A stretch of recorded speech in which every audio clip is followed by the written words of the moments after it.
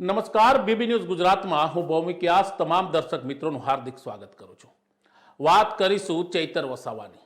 તે જ ચૈતર વસાવા જેમણે ગઈકાલે ડેડિયાપાડા પોલીસ સમક્ષ આત્મસમર્પણ કર્યું અને ચૈતર વસાવાના આત્મસમર્પણની સાથે ગુજરાતની રાજનીતિમાં આરોપ પ્રત્યારોપના દોર શરૂ થયા છે। ખાસ કરીને આમ આદમી પાર્ટીના મોટા નેતા ગોપાલ ઇટાલિયાએ ભાજપ સરકાર પર આરોપ લગાવ્યો કે ચૈતર વસાવા યુવા ધારાસભ્ય છે અને તેઓ ભાજપ સામે આદિવાસી અને બીજા સમાજના હક માટે લડી રહ્યા છે। તે મુદ્દે જ તેમને ખોટી રીતના ફસાવવામાં આવ્યા છે। ચૈતર વસાવાના મુદ્દે હવે રાજનીતિ પણ શરૂ થઈ છે અને ગોપાલ ઇટાલિયાએ આગળ વધતા કહ્યું કે લોકસભાની ચૂંટણીમાં ચૈતર વસાવા આમ આદમી પાર્ટીની ટિકિટ ઉપર ચૂંટણી લડશે ભરૂચથી અને ત્યાંથી તેઓ ભાજપને જવાબ આપશે। ચૈતરભાઈ વસાવા આદિવાસી સમાજના ખૂબ ક્રાંતિકારી યુવાન છે અને ડેડિયાપાડાની જનતાએ એમને 1 લાખ કરતા પણ વધુ મત સાથે ચૂંટીને મોકલ્યા છે વિધાનસભામાં। જ્યારથી તેઓ ચૂંટાયા છે ત્યારથી આદિવાસી સમાજના અનેક પ્રશ્નો બાબતે પૂરી તાકાતથી પૂરી આક્રમકતાથી લડાઈ ચલાવી રહ્યા છે અને જે રીતે ચૈતરભાઈ આદિવાસી સમાજ અને ગુજરાતના યુવાનો માટે લડી રહ્યા છે એ જોતા એમની સામે ખોટી રીતની કાર્યવાહી કરી, ખોટા કેસો કરી, એમને ફસાવી દઈ એમને જેલમાં પૂરવાનો એક ષડયંત્રના ભાગરૂપે ખોટી એફઆઈઆર એમના ઉપર કરવામાં આવી હતી। આ એફઆઈઆરના કામે ગઈકાલે ચૈતરભાઈ સામે ચાલીને પોલીસ સમક્ષ હાજર થયા હતા।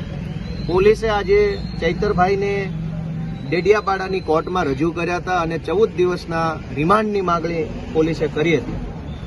આ પોલીસના રિમાન્ડની માંગણીની સામે માનનીય ધારાસભ્ય ચૈતરભાઈ વસાવા તરફથી વકીલ તરીકે અમોએ પક્ષ રાખ્યો અને બંને પક્ષની દલીલો સાંભળ્યા પછી નામદાર ડેડિયાપાડા કોર્ટે 18 તારીખે બપોરે 12 વાગ્યા સુધીના રિમાન્ડ મંજૂર કર્યા છે।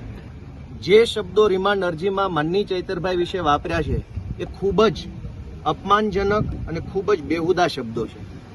પોલીસે એવું લખ્યું છે કે આ કામના આરોપી એટલે કે ચૈતરભાઈ ઢોંગી છે, જે બિલકુલ સ્વીકારી ન શકાય એવી એકદમ નિમ્ન કક્ષાની બાબતો અંદર લખાઈને આવી છે।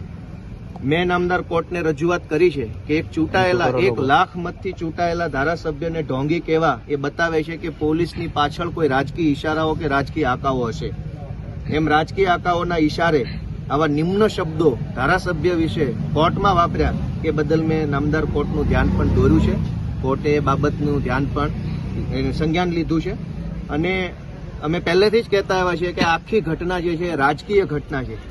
જે રીતે એક સાવ નાની ઉંમરનો એક સાવ નાનો આદિવાસી સમાજનો જુવાનીઓ અચાનક જ ધારાસભ્ય દીતોના પેટમાં ખૂબ તેલ રેડાયું છે કે 40-50 વર્ષથી રાજકારણ કરતા લોકો હારી ગયા અને એક નાનો છોકરો કેવી રીતે જીતી ગયો એ વાતને લઈને ચૈતરભાઈની સામે ખોટી ફરિયાદો, ખોટા આક્ષેપો, ખોટા નિવેદનો, ખોટી રીતે અમને જેલમાં પૂરી રાખવાના ષડયંત્રો થઈ રહ્યા છે।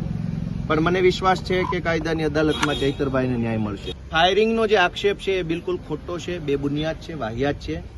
કોઈ પણ પ્રકારની ફાયરિંગની ઘટના ક્યાંય બની જ નથી, ભૂતકાળમાં પણ નથી બની, હમણાં પણ નથી બની। ચૈતરભાઈ વતી બચાવ કરતી વખતે અમે એવી રજૂઆત કરી છે કે આ આખી ઘટના જ જે છે એ ઉપજાવી કાઢેલી છે। આવી કોઈ ઘટના જ બની નથી, આવો કોઈ ઘટનાક્રમ જ બન્યો નથી। જે કંઈ પણ ફરિયાદીએ ફરિયાદમાં લખાયું છે એ ફરિયાદીને રાજકીય સૂચનો દ્વારા જે કંઈ કહેવામાં આવ્યું એ રાજકીય સૂચનાઓના આધારે કહેવાતી ઘટના બન્યાના 2 દિવસ પછી એફઆઈઆર આપવામાં આવી છે। જે બાબત જો આપને અમારો વિડીયો અને આ સ્ટોરી ગમી હોય તો અમારા સોશિયલ મીડિયાના તમામ પ્લેટફોર્મને ફોલો કરો, લાઈક કરો અને સાથે અમારી યુટ્યુબ ચેનલને સબસ્ક્રાઇબ કરો।